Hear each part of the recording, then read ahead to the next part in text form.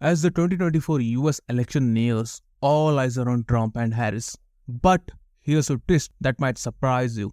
Just like when Hillary Clinton got more votes than Trump in 2016 but still lost the presidency, winning the most vote doesn't always mean winning the White House. How can that happen? In this podcast, we will walk you through the unusual and complex process of the US election system, revealing how it's possible to win millions of votes and still not take the prize. Hello, Namaskar. Welcome to Mindsink's weekly Wednesday podcast, your compliance guide, where we dive deep into the world of compliance. As Wednesday arrives, so do we, with deep insights, engaging discussion, and a fresh perspective about compliance and law. Alright, to get the basics down, here's a quick overview in the US presidential election process. Starts a year before the actual election date. Candidates from the two main political parties, the Democrats and the Republicans, hit the campaigning trail to rally support, answer questions in debates, and raise funds. As the campaign heats up, they face off in the primaries and caucuses to secure their party's nomination. If this sounds like a movie plot, then you are not alone.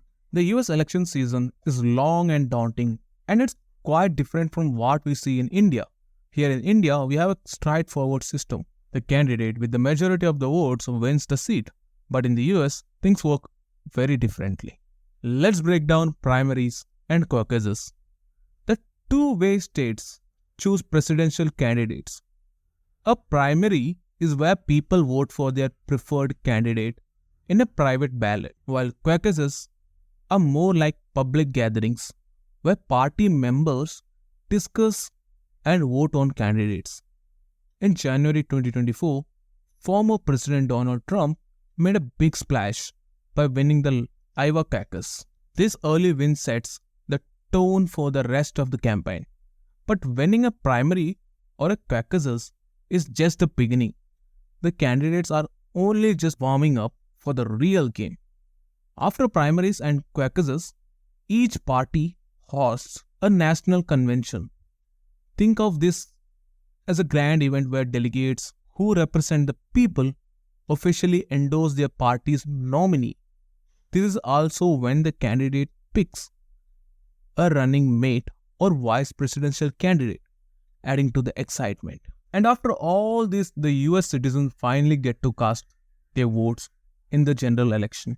But here's where things get strange. Their vote don't directly decide the winner. Instead, they're actually voting for a group of electors who then make the final call. Confused yet? Now, this is where it gets interesting. The US doesn't elect its president through a simple popular vote. Instead, they use something called as the Electoral College, a system in which each state gets a number of electors based on its population.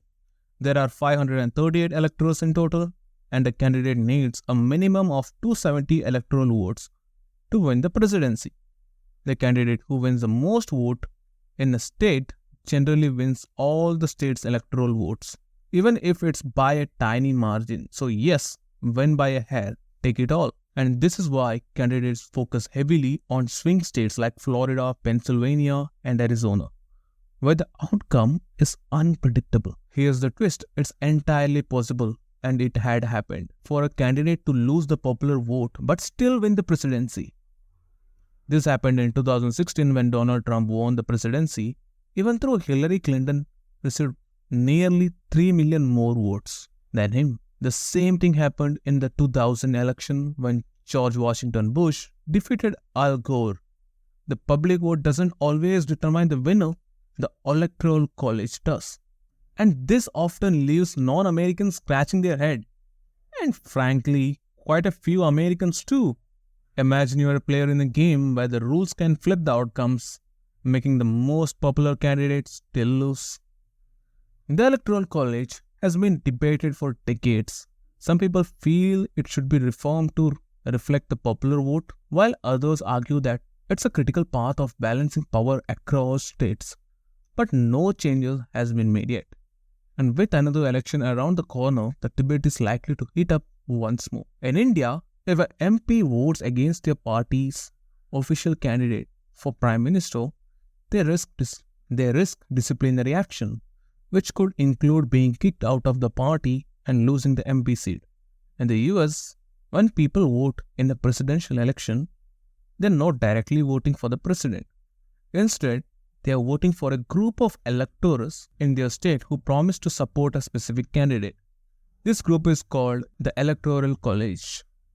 Each state has a certain number of electors based on its population. The candidate who gets the most votes in a state usually gets all the state's electoral voters.